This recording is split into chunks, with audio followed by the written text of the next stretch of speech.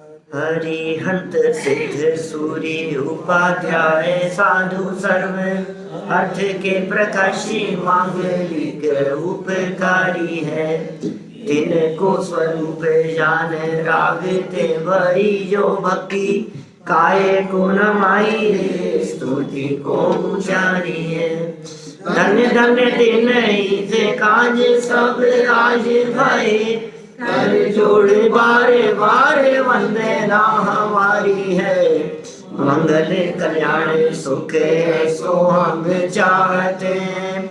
ओ मेरी ऐसी दशा जैसी तुम धारी है। ओ मेरी ऐसी दशा जैसी तुम धारी है। ओ मेरी ऐसी दशा जैसी तुम धारी है। क्षत्रचूड़ामणि नामक यह ग्रंथ अंतिम लंब के अंतर्गत यहाँ तो कुछ मौज मस्ती की चर्चाएं और सुख से बीतने के काल की चर्चा चल रही है।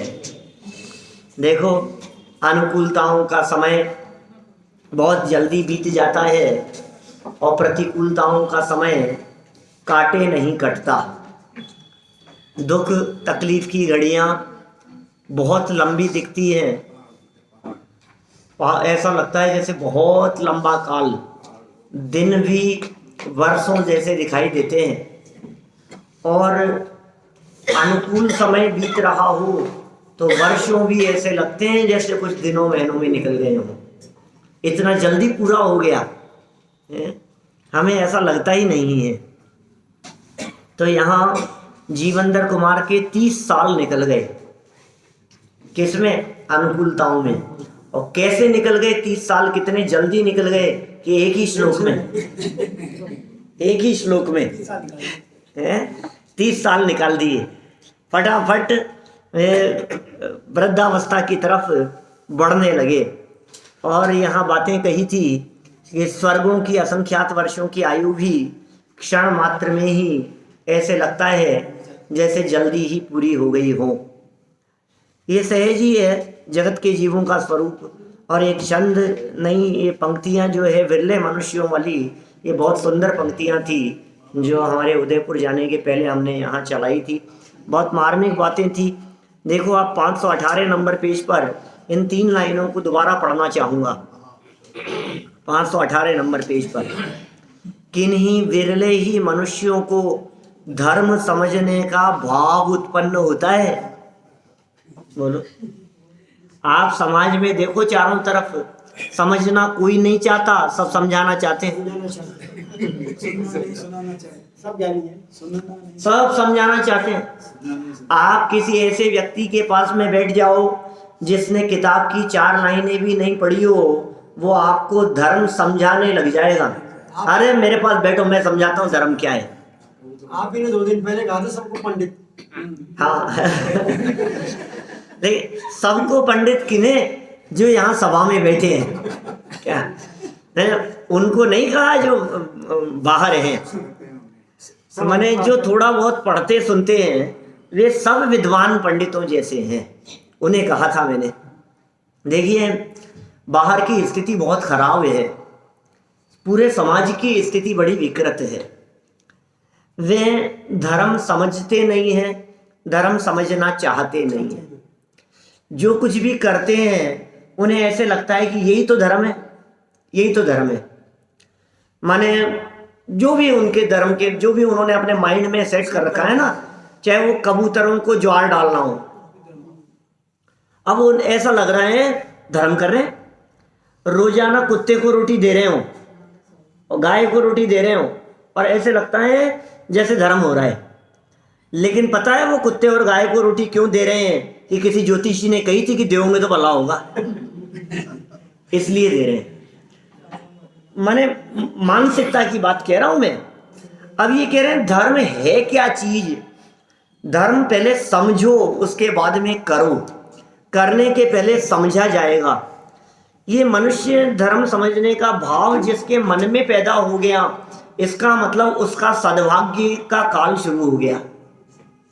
बहुत भाग्यशाली हैं वे जीव जिन्हें ऐसा विचार भी आता है कि अरे जिस जैन कुल में हमारा जन्म हुआ है, आखिर ये धर्म क्या है, आखिर यहाँ कैसी धर्म की बातें बतलाई गई है, इस धर्म का क्या स्वरूप है, आचार्यों ने क्या लिखा है, शास्त्रों में आगम में क्या बातें बतलाई गई है।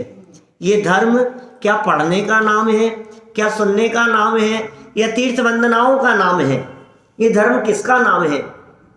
मंदिर जा पूजन कर ली, पूजन कर माला जप ली, माने हैं इसे धर्म ध्यान, कैसे बनेगा भगवान। ये प्रारंभिक क्रियाएं जरूर हो सकती है, लेकिन इससे ऊपर उठ करके कोई धर्म है, मैं कौन हूँ, कहाँ से, वो समझना पड़ेगा हमारे को। इसे इन बातों को समझने का विकल्प ही खड़ा नहीं होता कि आखिर मैं कौन हूँ, मैं कौन हूँ। ये जीवन पूरा हो जाता है तो कहाँ चला जाता है, ये जीव कहाँ से आता है, कभी इन बातों के बारे में विचार करते? ये जीवन पूरा हो गया, साहब चलते फिरते हुए दिखाई दे रहे थे, अचानक ही पता नहीं क्या हुआ, बोलना चलना सुनना सब बंद, मर गए। क्या हुआ? मर गए तो अचानक क्या हो गया? कोई है ऐसा जो शरीर के अंदर रहता हुआ शरीर से भिन्न है, शरीर यहीं पड़ा हुआ दिखाई दे रहा है और वो चला गया है। ये कहाँ चला जाता है, ये कहाँ से आता है, ये क्या है जो जानने देखने का काम करता है, जो जान रहा है, जो देख रहा है, ये जो याददाश्त है, ये जो ज्ञान है, जो पुरानी बातें हमारे दिमाग में दिखाई दे रही है, आखिर ये ज्ञान कहाँ स्टोर हो रहा है, किस जगह पर? धन तो तिजोरी में स्टोर हो रहा है, बैंक बैलेंस बढ़ रहा है, एफडियां बढ़ रही है, वो तो बढ़ता हुआ दिख रहा है, लेकिन जो कुछ भी हमने अपने जीवन में किया है और हमारे साथ में घटनाएं घटी है, आखिर वो कौन से पॉकेट में स्टोर हो रहा है, वो कहाँ है? वो ज्ञान क्या चीज है, वो ज्ञान किसमें है, वो जानने वाला कौन है? ये जानना देखना बंद क्यों हो गया है? ये शरीर का क्या स्वरूप है, ये निष्क्रिय क्यों हो गया है, इसके भीतर रहने वाला आत्मा कौन है? इन बातों को जानने समझने का विचार ही उत्पन्न नहीं होता। और यहाँ कह रहे हैं वे जीव विरले हैं, विरले माने बहुत कम है, दुर्लभ है, संख्या अल्प है। और एक बात समझ लेना, जिनकी संख्या अल्प है उनकी कीमत बहुत है।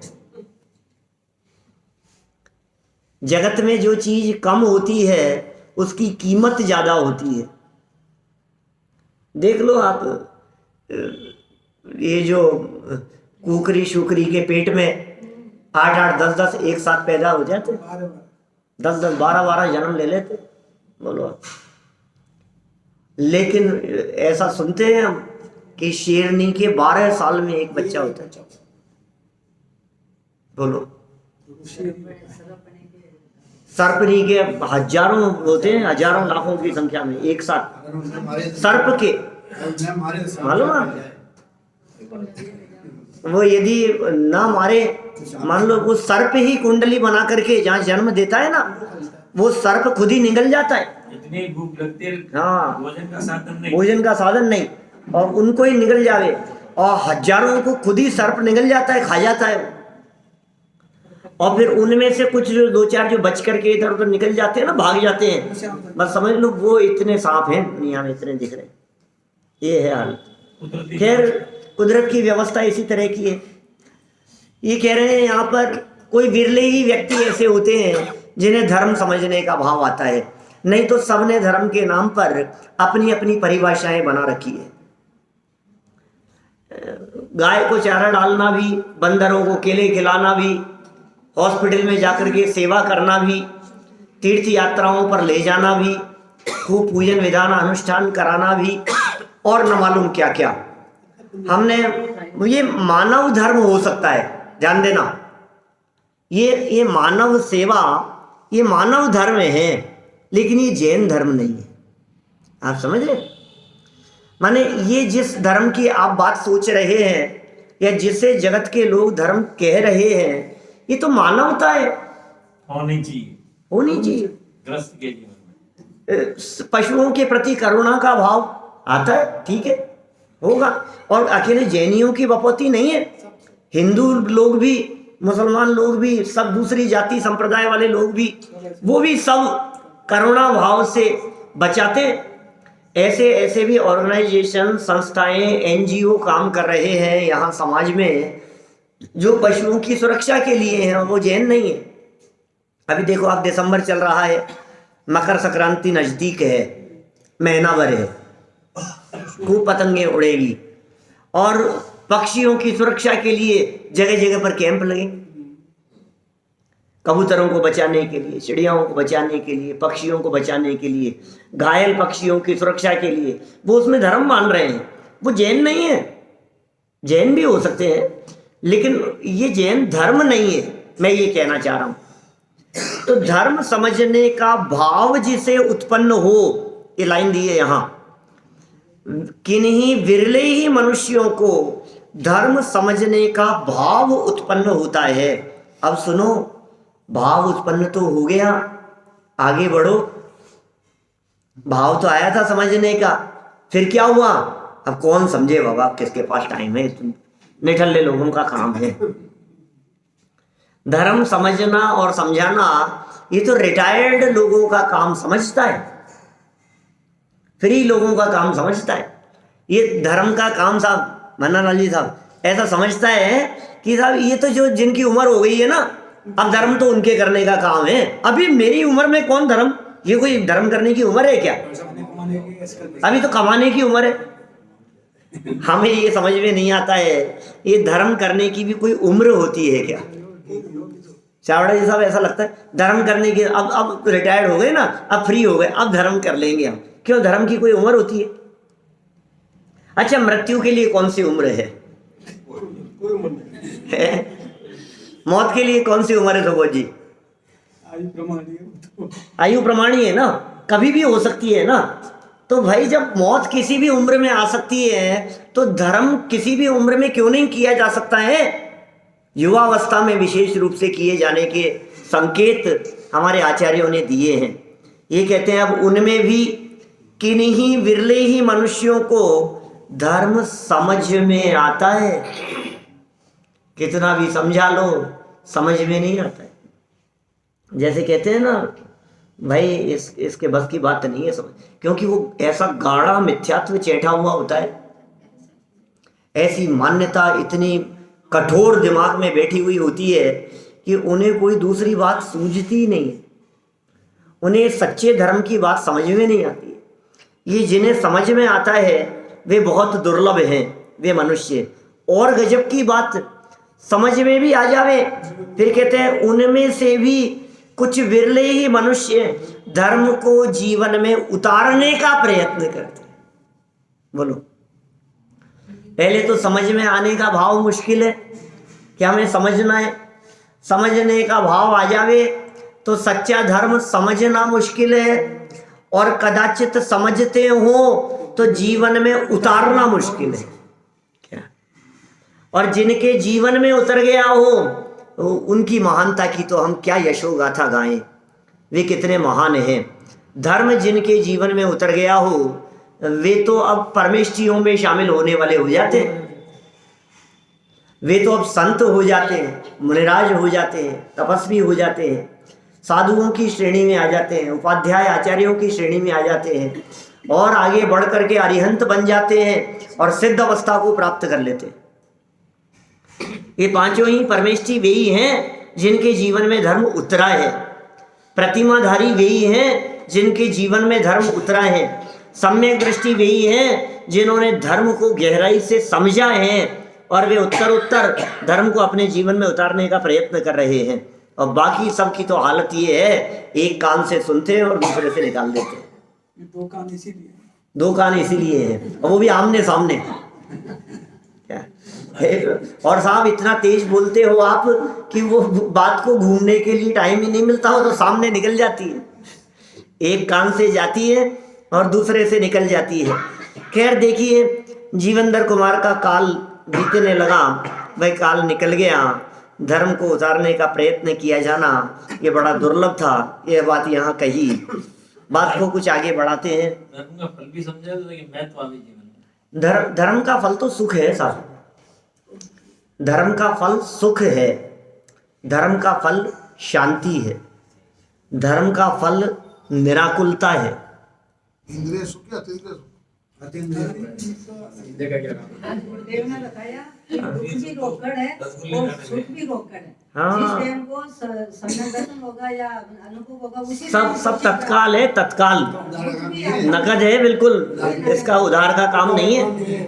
क्या ये इंद्रिय जन्य सुख की कल्पना करने वालों की हम क्या बात करें, उसमें तो सुख ही नहीं है, सुखाभास है। वो श्रीमद् राजचंद्र जी की पंक्तियां है ना, वह सुख सदा ही त्याज्य रे पश्चात जिसके दुख भरा। जिसके पश्चात दुख है वो वास्तव में सुख नहीं है।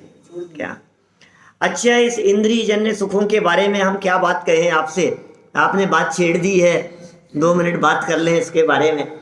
ये इंद्रिय जन्य सुख भोगने के पहले भी दुख है। भोगते समय भी यदि भूख हो तो विविध व्यंजन इष्ट निष्ट प्रतीत हो। अब बताओ, तुम भूख नहीं हो आपको और आपके सामने बोलो क्या पसंद है साहब, ढोलिया जी साहब क्या पसंद है आपको, बोलो खाने में क्या पसंद है? रोटी सब्जी पसंद है। मजे कर रहे हो आप, रोटी सब्जी। अब कभी हमें पता है घर की हालत, जब आप कई बार सुनाते हो क्या ही रोटी खाते हुए पक गया तो कोई दूसरी चीज बना ले। सब खबर है सब। वैसे तो पसंद क्या है मैं तो वो पूछ रहा हूँ। खाते तो रोटी सब्जी हो रोजाना, वो तो ठीक, दाल बाटी। अब बोलो दाल बाटी बनी है घर में, क्या दाल बाटी आपके सामने है लेकिन भूख नहीं है, अब कितनी पसंद आएगी? नहीं है। बोलो, भूख ही नहीं है, मन नहीं करता है खाने का। कितनी भी पसंदीदा चीज हो, यदि भूख हो तो वो चीज पसंद आएगी। कहने का मतलब यह है कि जब तक क्षुधा की वेदना ना हो, जब तक भूख की वेदना ना हो, तब तक वो रसना इंद्रिय के विषय का सेवन आपको सुख दिलाने वाला हो ही नहीं सकता। इसका मतलब स्टार्टिंग में दुख चाहिए, नंबर 1। पहली कंडीशन क्या हो गई? दुखी होना चाहिए। मतलब अंदर में यदि दुख नहीं हो तो वो विषय किस काम का? बोलो, चाहत नहीं हो तो वो ही बेकार है ना वो विषय। चाहे वो रसना इंद्रिय का विषय हो, चाहे स्पर्शन इंद्रिय का विषय हो, चाहे चक्षु इंद्रिय का विषय हो। आपका मन ही नहीं है टीवी देखने का, आप कितनी भी अच्छी से अच्छी मूवी दिखाए, अब वो है ही नहीं, इच्छा ही नहीं है आपको देखने की, तो क्या होगा? तो पहले इच्छा का दुख चाहिए विषय के पहले। इंद्रिय विषयों की बात कर रहा हूं मैं। दुख से शुरुआत होती है उसकी, फिर भोगते समय तब तो आनंद है ना। भोगते समय भी आकुलता है, भोगते समय भी संतुष्टि नहीं है। टोडरमल जी कहते हैं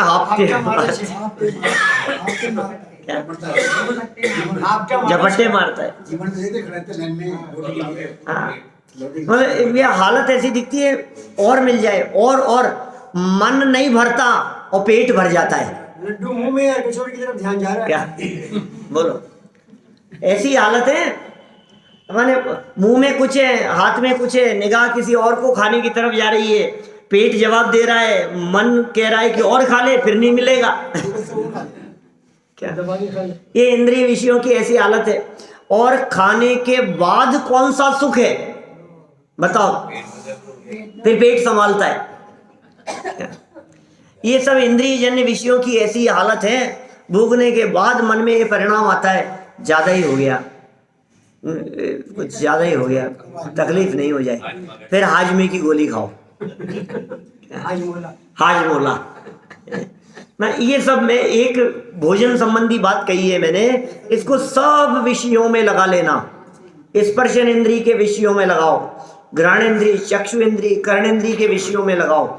ये पांचों इंद्रियों के विषयों में जिसे ये जीव सुख समझ रहा है, उसके स्टार्टिंग में दुख है, भोगते समय दुख है, भोगने के पश्चात भी सुख नहीं है, वहां भी दुख ही है। यह सुख सदा ही त्याज्य रे, पश्चात जिसके दुख भरा। तो यहाँ जो प्रश्न किया था आपने कि धर्म का फल भी बतला दो, उस धर्म का फल तो अतीन्द्रिय सुख है, उस धर्म का फल तो निराकुलता है। वो धर्म पराधीन नहीं है, उस धर्म में परतंत्रता नहीं है, क्योंकि जहाँ परतंत्रता है वहाँ सच्चा सुख नहीं है। पराधीनता में तो स्वप्ने में भी सुख नहीं है। उसी समय सुख मिलता है। हाँ, तत्काल तत्काल। आगे भी होगा। कर्म का फल उधार है और धर्म का फल तत्काल है। कर्म का फल उधार है भैया, सच कह रहा हूँ, क्योंकि कर्म बंधेगा, बंधने के बाद में उसका फल देने का टाइम आएगा, तब फल मिलेगा, स्टोर में पड़ा रहेगा, जब तक वो खराब हो गया वो उधार है और यहाँ नगद है सब। चलिए देखते हैं, यहाँ तो जीवनधर कुमार के परिणामों की दशा, कुछ समय बदल गया। जीवनधर कुमार का जल क्रीड़ा के लिए प्रस्थान करना। ततः कदाचित स्यासी जल क्रीड़ा महोत्सव वसंते सह कांताभिरष्टाभिरति कौतुकात्। इसके अनंतर कभी वसंत ऋतु में अपनी 8 स्त्रियों के साथ अति कौतूहल से इन जीवनधर कुमार ने जल क्रीड़ा का महान उत्सव किया।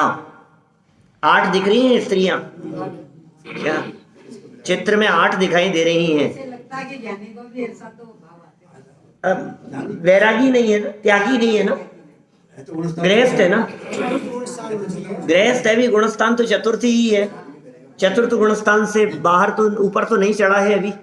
और चतुर्थ गुणस्थान की भूमिका में तो 8 क्या 96,000 तक का भाव आ जाता है। चौथे गुणस्थान वर्ती क्षायिक सम्यक दृष्टि भरत चक्रवर्ती जैसे तद्भव मोक्षगामी, अल्प काल में थोड़े समय में दीक्षा लेकर के अंतर्मूर्त में केवल ज्ञान और मोक्ष भगवान बनने वाले हैं। 96,000 विवाह करने का, 6 खंड की विभूति को जीतने का भाव आ जाता है। तो ये सब चारित्र मोह की कमजोरी जन्य दशाएं हैं। मोक्ष में जाने वाले ही हैं। मोक्ष जाने वाले हैं, लेकिन चारित्र मोह की कमजोरी जन्य दशाएं हैं। लेकिन अभी देखो, अज्ञानी व्यक्ति इनकी जल क्रीड़ा को देखकर उलझ जावे, लेकिन ये यहाँ अटकाना नहीं चाहते। ये प्रथमानुयुग के ग्रंथ, इनको पढ़ करके भी जीव कैसे मिथ्यात्व का पोषण कर लेता है, अपनी अज्ञानता, अपना राग, अपने विषयों का पोषण कर लेता है।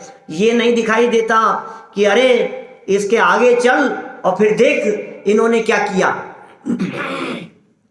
माने किसी व्यक्ति को अपने ही राग, मिथ्यात्व और अज्ञानता का पोषण करना हो, अपने ही विकार का पोषण करना हो, उसकी हम क्या बात करें। 2 भाई आपस में लड़ रहे थे, आपस में झगड़ रहे थे, सगे भाई, और हमने कुछ समझाने का प्रयास किया तो हमसे पलट करके बोले कि चुप रहो, तुमने शास्त्र नहीं पढ़े क्या। भरत बाहुबली भी लड़े थे। अज्ञान तो मैंने कहा भाई भरत बाहुबली लड़े थे तो तुम्हें भरत बाहुबली के जीवन से ये लड़ाई दिखाई दे रही है, तुम्हें यही दिखाई दे रहा है, मोक्ष नहीं। लड़ने के तुरंत बाद 2 में से एक ने दीक्षा ले ली थी, तुम में से कौन ले रहा है बताओ। भरत बाहुबली लड़े थे तो युद्ध खत्म होने के बाद बाहुबली ने दीक्षा ले ली थी ना। 3 युद्ध हो जाने के बाद, जल युद्ध, मल युद्ध, नेत्र युद्ध, दृष्टि युद्ध, इन 3 युद्धों के बाद, साइलेंट कर लो उसको, सभी डिस्टर्ब होते हैं भाई। देखो 3 तरह के युद्ध, और तीनों युद्धों के बाद बाहुबली को कैसा परिणाम आया। दीक्षा लेने का आ गया था ना भाव, जीतने के बाद। बोलो तुम दोनों भाइयों में से जीतने के बाद कौन दीक्षा ले रहा है, अब किसका जीतने का परिणाम है। आपको उनके जीवन से लड़ाई तो देख पकड़ ली आपने, लेकिन उनके जीवन से वैराग्य नहीं देखा। उनके जीवन में प्रकट होने वाले संयम को तुमने आदर्श नहीं बनाया। ये अज्ञानियों की ऐसी दशा होती है। ये छिद्रान्वेषी दृष्टिकोण होता है ना, कमियां देखता है। और ऐसा समझिए आप, मक्खी को तो विष्टाई पसंद आती है, गंदगी पर ही बैठती है, घाव पर ही जाकर के बैठती है। मेवा मिष्ठान पकवान पसंद नहीं आएंगे उसे। तो जिसकी दृष्टि में खोट है, जिसकी होनहार खोटी है, उसको ये बातें, शास्त्रों की बातें भी गलत दिशा में, गलत मार्ग पर कदम बढ़ाने के लिए निमित्त बन जाती है। देखिए यहाँ तो ये क्या हुआ, जल क्रीड़ा का महान उत्सव किया। सरल अर्थ देखें, कुछ समय सुखपूर्वक बीत जाने पर वसंत ऋतु में एक दिन राजा जीवेंद्र कुमार ने अपनी 8 रानियों सहित बड़े उत्साह से सज धज कर जल क्रीड़ा के लिए प्रस्थान किया तथा जल क्रीड़ा का महान उत्सव मनाया। देखिए विशेषार्थ, रागी जीव अपने राग भाव को व्यक्त करने के लिए कुछ न कुछ माध्यम खोज ही लेते हैं। पढ़ दिया, बोल दिया क्या? रागी जीव अपने राग भाव को व्यक्त करने के लिए कुछ न कुछ माध्यम खोज ही लेते हैं। ऐसे समय में वसंत ऋतु का आगमन, जल क्रीड़ा आदि के कार्यक्रम उनके लिए अति अनुकूल हो जाते हैं। अब देखो जैसा माहौल हो ना, आप भी क्या करते हैं, मौसम अच्छा हो रहा है तो मौसम अच्छा हो रहा है तो क्या हुआ कि तुमने अपने पकौड़े खाने के भाव को अच्छे अच्छे मौसम के अनुसार ढाल दिया। ऐसे ही करते हैं ना, अरे साहब आज तो सर्दी आ गई, लड्डू मौसम अच्छा है, सर्दियों का मौसम हो गया, अब तो लड्डू बनने ही चाहिए घर में। क्या तब भाव आ जाता है इस तरह का, इस जीव को मौका देख करके भाव आ जाता है कुछ न कुछ अपने विषयों की पूर्ति करने का। कषाय और नौ कषाय के परिणाम तो बिना सिखाए ही जीव अति रुचि और उत्साह पूर्वक सहजी सीख लेता है। ओहो, सीख बिना नर सीख रहे, है ना। किनकी पंक्तियां हैं? नहीं, भूधरदास जी की, भूधरदास जी की पंक्ति है जैन शतक की। वे क्या कहते हैं वहां? नहीं, शुरू थोड़ी नहीं यहां से होता है, और कहीं से शुरू होता है। क्या कहते हैं वहाँ? देखो दो नीचे वाली लाइनें याद आ रही, कितनी बार सुनाया है सभा में यहाँ आपके बीच में, औरों को भी याद था, आप लोगों को भी याद तो था। अभी याद आने का काल नहीं, क्या कर सीख बिना नर सीख रहे विषयादिक भोगन की चतुराई, तापर और रचे रस काव्य का कही है तिनकी निठुराई, अंध असुजन की आँखियाँ में झोंकते हैं रज राम दुहाई। क्या करें, ये किसी के सिखाने की जरूरत नहीं है, ये बिना सिखाए ही भोगों की दशा ही है। देखो आ गया ध्यान, काल आ गया उसका तो याद आ गया। राग उदय जग अंध भयो सहजे सब लोगन लाज गवाई। ये कह रहे हैं यहाँ राग के उदय की बात कही ना ऐसी।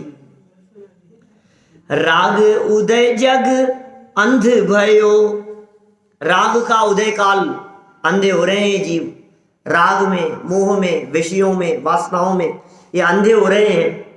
राग उदय जग अंध भयो सहजे सब लोगन लाज गवाई। कोई लाज शर्म बची नहीं है, और आज का तो समय कितना कैसा आ गया है, कोई लाज शर्म बची नहीं है, घूंघट तो रहा ही नहीं है, पल्ले की तो बात ही नहीं है, और अभी तो जींस टी शर्ट आ गई है, साड़ी तो पहनती नहीं है, साड़ी तो चली गई है, और तो सूट आ गया है, और सूट के साथ में भी जींस टी शर्ट आ गई है। हाँ, अभी तो हालत क्या है देखो आप, इतना भी शर्म नहीं रही कि हम बड़ों के सामने कैसा व्यवहार कर रहे हैं, और नाच गान होने लग गए बड़ों के सामने। अभी तो दूल्हे दुल्हन का नाच होना बाकी है, स्टेज पे नाचेंगे सबके सामने, ऐसी होना इसके प्रकार के सही बोलो आप, सबके सामने नाचना है अभी स्टेज पर, मंच पर, और बड़े बुजुर्ग बैठे हैं सब, और वो हाथ पकड़ करके नाचेंगे वहां स्टेज पर। ये देखो आप, वो कहाँ गई वो शर्म, वो सब जाता रहा, वो काल ही बदल गया है। लेकिन भाई ये तो 400 साल पुरानी लाइनें सुना रहा हूं मैं आपको। 400 साल पहले तो लाज रही होगी थोड़ी बहुत, 400 साल क्यों, 40 साल में ही जमाना कितना बदल गया है। आज के समय यदि वे लिखते तो पता नहीं क्या लिखते, कोई शब्द ही नहीं होते उनके पास लिखने के लिए। वे क्या लिख रहे हैं? राग उदय जग अंध भयो, सहजे सब लोगन लाज गवाई। सहजी सब लोगों ने लाज शर्म बेच खाई है जैसी। राग उदय जग अंध भयो, सहजे सब लोगन लाज गवाई। और सीख बिना नर सीख रहे, कोई शिक्षा नहीं, कोई स्कूल नहीं चल रहे हैं सिखाने के लिए, कोई विद्यालय पाठशालाओं की जरूरत नहीं है विषय भोगों को कैसे भोगना है सिखाने के लिए।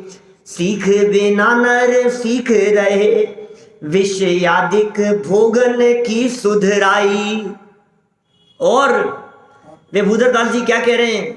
तापर और रचे रस काव्य। उस जमाने में विषय भोगों का पोषण करने के लिए रस काव्य जो लोग रच देते थे, उनके संबंध में उन्होंने ये पंक्तियां लिखी है। क्या विषय भोग काम भोगों को बढ़ाने के लिए जो रस काव्य छंद रच दिए जाते थे, जो गीत रचनाएं रच दी जाती थी, जो छंद और दोहे रच दिए जाते थे, उनके संदर्भ में वे कह रहे हैं तापर और रचे रस काव्य का कही है तिन की निठुराई। और क्या उदाहरण दिया उन्होंने? अंध असुजन की अखियन में झोंकत है रज राम दुहाई। पहले ही अंधे हैं, विषय भोगों में जगत के प्राणी अंधे हुए फिर रहे हैं। जगत में सब अंधे हो रहे हैं विषय भोगों में, पहले ही अंधे। और अंधे होते हुए कुछ थोड़ा बहुत दिखता हो, आंखों से थोड़ी सी रोशनी दिखाई देती हो, रोशनी का थोड़ा सा चिलका दिखाई देता हो, जिसके आधार पर वे अपने कुछ काम कर लेते हो, उन पर भी मानो आंखों में धूल झोंकने का काम कर रहे हैं ये ऐसे काव्य रच करके। यदि आज के समय में वे लिखते तो क्या काव्य, क्या मोबाइल, क्या इंटरनेट, क्या टीवी, क्या सीरियल है, क्या पिक्चरें, क्या क्या हो गया है ये सब समाज का हाल, देश का हाल। अंध असुजन की अखियन में झोंकत है रज राम दुआई।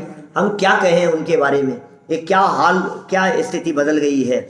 मैं कहता हूँ कभी कभी जब ये प्रसंग पहले कभी किए हैं, चर्चाएं की है, तब कही है कि आज के 30 साल पहले की पिक्चर देखो आप और आज की पिक्चरें देखो, आपको उनमें जमीन आसमान का अंतर दिखेगा। वो शालीनता थी, उनमें जो शालीनता थी वो सब गायब हो गई है, खत्म ही हो गई है बिल्कुल। माने 30-40 साल पहले का जो समय था वो धीरे धीरे डे बाय डे जिस तरह की गिरावट आ रही है देश में, समाज में, संस्कृति में, ये जो हालत दिखाई देती हुई नजर आ रही है, उन सब के संदर्भ में इन्होंने बहुत खेद व्यक्त किया है। लेकिन क्या करें भाई, अंदर में कषाय का परिणाम होता है तो ये इस तरह के हाल होते हुए दिखाई देते हैं। तो नाटक देखने जाते जिसमें उसमें वैराग्य हो गया उनको। बोलो, पहले जो रंगमंच पर जो नाटक हुआ वो तो खत्म ही हो गए ना, वो नाटक दिखाने की वो संस्कृति खत्म हो गई, सब इस तरह की वो बची ही नहीं है। 100 साल पुरानी बात हो गई। रंगमंच पर रामलीला चला करती थी, वो भी कहाँ चल रही है अभी? कहीं कहीं कोई पुराने गाँव में कहीं चलती हो तो बहुत कम, कौन जाता है? हाँ, ये डिब्बा सबको खा गया, टीवी वाला डिब्बा। देखिए कषाय और नो कषाय के परिणाम, ये कह रहे हैं अंदर में जब कषाय का परिणाम आता है, अंदर में जब राग का परिणाम आता है, अंदर में जब मोह का परिणाम उछाला मारता है, तो कह रहे हैं वो परिणाम तो बिना सिखाए ही इस जीव के अति रुचि और उत्साह पूर्वक सहज ही सीख लेता है, अपने आप ही सीख लेता है। बिना पुराने संस्कार, अनादि के संस्कार पड़े हैं वैसा विषय भोगों के, क्या बताएं। संस्कार इस तरह के हैं, पिछले अनादि काल से आज तक इस प्रकार के विषय भोगों को भोगता रहा है, वो सब संस्कार पड़े हुए हैं। वो उजागर हो जाते हैं। अंधे जगत के प्राणी, अमृत चंद्राचार्य की लाइनें हैं, उसका कलश है। देखिए इसे ही अनादिकालीन आग्रहित मिथ्या चारित्र समझना चाहिए। ओ, ये संस्कार इसी तरह के हैं, इन्हें आग्रहित मिथ्या चारित्र समझ लेना चाहिए। चलिए जीवनधर कुमार का मनोविनोद आगे इस 23 नंबर के श्लोक में और व्यक्त कर रहे हैं। यह चर्चा भी हम पढ़ लेते हैं यहाँ, है ना, फिर नई उपकथा को शुरू करेंगे, क्योंकि कहीं ना कहीं घटनाक्रम को ये कहीं तो घुमाएंगे फिर आगे आगे चल करके। जल क्रीड़ा श्रमात्सोय माँ क्रीडे च सनीड के, क्रीडन का पटिकैश्लाघ्यम कापेयम निर्वर्तयत। फिर उन्हीं जीवंदर कुमार ने जल क्रीड़ा के परिश्रम से थककर लता मंडप युक्त किसी उद्यान में बंदरों के साथ क्रीड़ा करते हुए प्रशंसनीय बंदरों की चेष्टा देखी। वहां बंदरों को देखा, वहां से निकल करके आए और बाहर निकल करके उन्होंने बंदरों को देखा। फिर उन्हीं जीवंदर कुमार ने जल क्रीड़ा के परिश्रम से थककर लता मंडप युक्त किसी उद्यान में बंदरों के साथ क्रीड़ा करते हुए प्रशंसनीय बंदरों की चेष्टा देखी। राजा जीवंदर कुमार इच्छानुसार जल क्रीड़ा करते हुए जब थक गए, तब समीपवर्ती लता भवन में जाकर बंदरों की सुंदर सुंदर चेष्टाओं का अवलोकन करने लगे। विशेषार्थ, रागी जीव सुख की प्राप्ति के लिए राग के अधीन होकर एक के बाद एक विषय को अपने ज्ञान का गेय बनाकर सुखी होना चाहता है, किंतु अन्य जीवादि गेय द्रव्यों से सुख नहीं मिलता। इसका निर्णय मिथ्या दृष्टि को न होने से वह सतत दुखी ही रहता है। वो उद्यान में सुख तलाशता है, वो टीवी में सुख तलाशता है, वो संगीत में म्यूजिक में सुख तलाशता है और क्षेत्रों में जा जा करके सुख तलाशता है। लेकिन भाई सुख कहीं बाहर में नहीं है, सुख तो तेरे भीतर में है। बाहरी पर गेय में सुख नहीं है। इसे लग रहा है कि ये देखूंगा तो सुख मिलेगा, ये देखूंगा तो सुख मिलेगा, चलो वो देखने चलते हैं। क्या कौन सा क्या चल रहा है, कोई पद्मावत क्या नाम है, पानीपत नई पिक्चर आई है, तो कहाँ कहाँ इसका उपयोग दौड़ता है। चलो वहां सुख मिलेगा, यहाँ सुख मिलेगा, ये सुख के नाम पर इधर से उधर दौड़ना चाहता है। लेकिन यहाँ आचार्य देव कहना चाहते हैं, भाई अन्य गेय द्रव्यों में सुख नहीं मिलता। मिथ्या दृष्टि को ऐसा निर्णय नहीं है, वो दुखी रहता है। ज्ञानी साधक को यथार्थ निर्णय होने पर भी वह रागवश किंचित दुखी होता है। अब देखो, अब कह रहे हो साहब अज्ञानी की बात कर रहे हो, मिथ्या दृष्टि की बात कर रहे हो, ज्ञानियों का हाल नहीं है क्या? रागवश किंचित दुख है उनको भी किंचित दुख होता हुआ दिखाई देता है। देखिए, जब जीव अपने भगवान आत्मा को निर्विकल्प रीति से ज्ञान का गेय बनाएगा, तब अपने भगवान आत्मा से ही साधक जीव को सच्चे सुख की प्राप्ति होगी।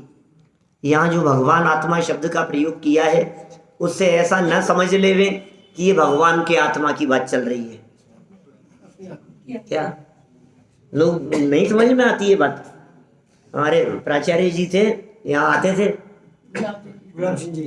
खूब सुनने के लिए, और उन्हें ये बात लाइफ टाइम पसंद ही नहीं आई कि ये भगवान आत्मा क्यों कहते हैं।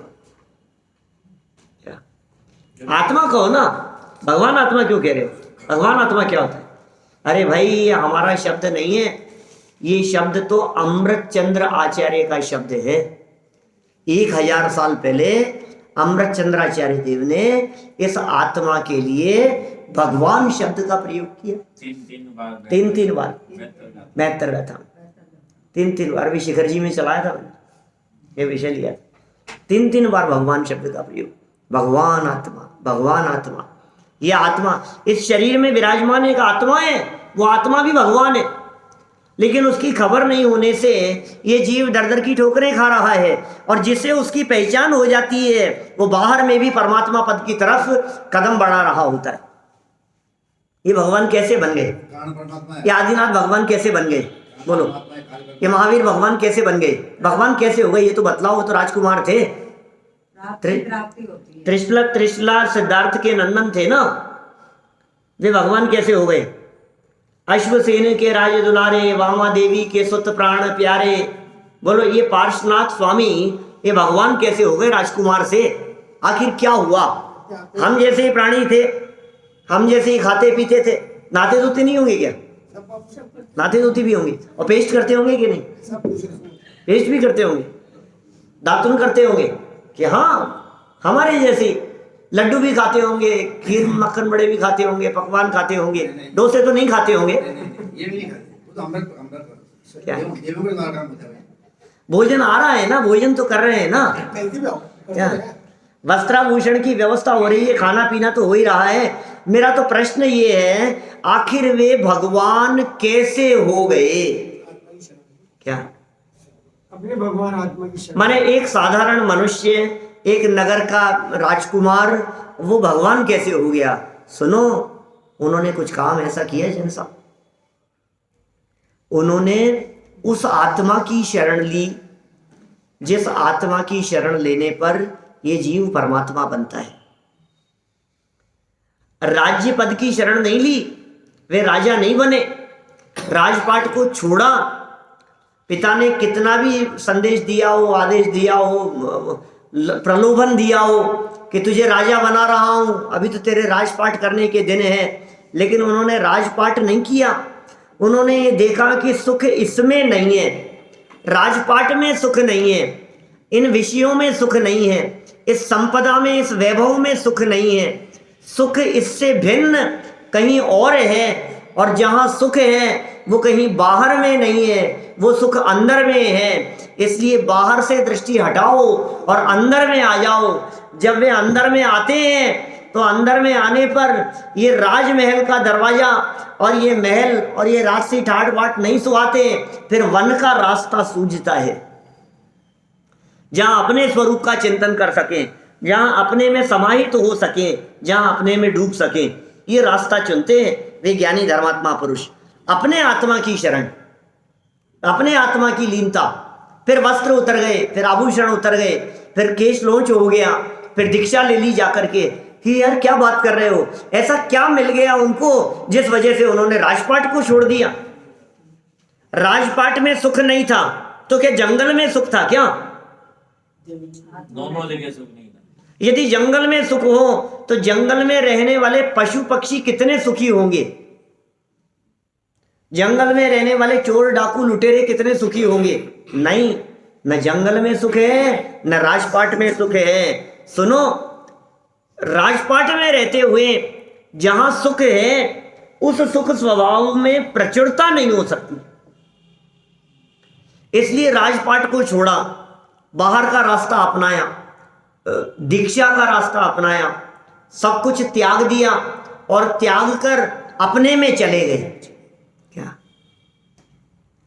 अपने में चले गए, ये सुख का रास्ता उन्होंने अपनाया। ये बात यहां कह रहे हैं निर्विकल्प रीति से ज्ञान का ज्ञेय, ज्ञेय कहते हैं ज्ञान का जो विषय होता है उसे ज्ञेय कहा जाता है। ज्ञान के विषय को ज्ञेय कहते हैं। क्या? निर्विकल्प रीति से जब अपने भगवान आत्मा को ज्ञान का विषय बनाएगा तब अपने भगवान आत्मा से ही ये साधक जीव को सच्चे सुख की प्राप्ति होगी। माने सुख कहीं भी बाहर में नहीं है। बाहर के संसार में क्यों ढूंढे है सहारा, तेरे सागर का तेरे भीतर है किनारा। बाहर के संसार में कहाँ सहारा खोजता फिरता है? तेरा सुख तेरे भीतर है, तेरे अंदर है। सुख तो अंदर से आता है, इसलिए बाहर में नहीं। सुख तेरे भीतर भरा, उसका कर श्रद्धान, फिर क्यों बाहर खोजता?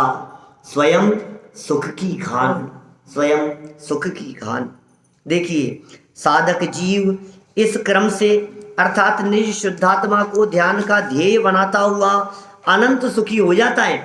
ये क्रम है, ये स्टेप बाय स्टेप अपने को जाना, अपने को पहचाना, अपने में लीन हो गए, उसे ही ध्यान का ध्येय बनाया, साधना करने लगे, ध्यान करने लगे, और ध्यान करते हुए जब वे अपने में ही समा गए तो वे अनंत सुखी हो जाते हैं।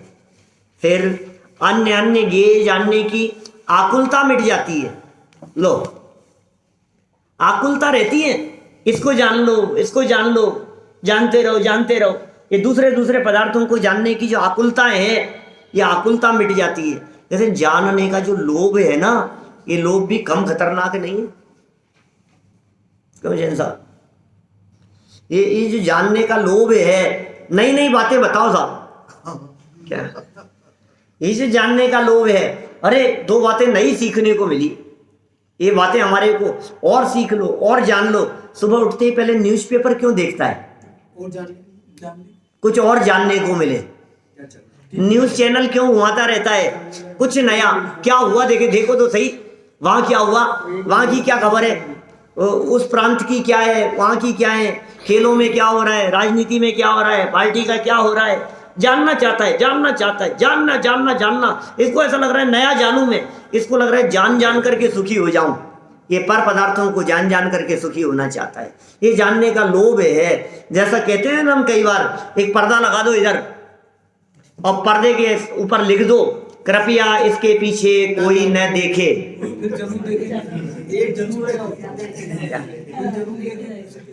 इसके पीछे कोई न देखे।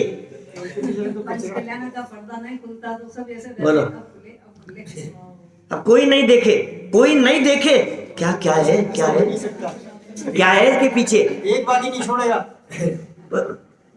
बाकी तो छोड़ना पड़ेगा क्योंकि लिखा है और सब लोग देख रहे हैं, अपन कैसे जाके देख सकते हैं? नहीं देखेंगे, लेकिन कोई नहीं हो क्या, तो मन में तो देखने का विकल्प है। आप बच्चों को मना कर दो, बेटा इधर नहीं देखना, आप देखो आप आपने कहा ही क्यों कि इधर नहीं देखना? क्या ये जो मन में जो उत्कंठा है ना, ये कह रहे हैं आकुलता है, ये भी पीड़ा है, जानने की पीड़ा। ये कह रहे हैं आकुलता मिट जाती है कब? जब अपने को जान लेता है। क्योंकि केवल ज्ञान होने पर 3 लोक में स्थित अनंत ज्ञेय एक ही समय में ज्ञान के ज्ञेय बन जाते हैं। इसलिए भाई ये जगत के पदार्थ ज्ञान का ज्ञेय कब बनते हैं? जब जगत को देखना और जानना छोड़कर यह जीव अपने आत्मा को ही देखता और जानता है। इसलिए बाहर में सुख नहीं है। भले ही इन परिस्थितियों की चर्चा, इन्होंने जल क्रीड़ा आदि की चर्चा की हो, लेकिन अंत में ला करके तो वहीं छोड़ा है कि इनमें कहीं सुख नहीं है। अब ये अवलोकन करते करते अब क्या प्रसंग बन गया, ये एक नई उपकथा यहाँ से शुरू हो रही है। कल इस प्रसंग को आगे बढ़ाएंगे। मिथ्या कर्म नाश को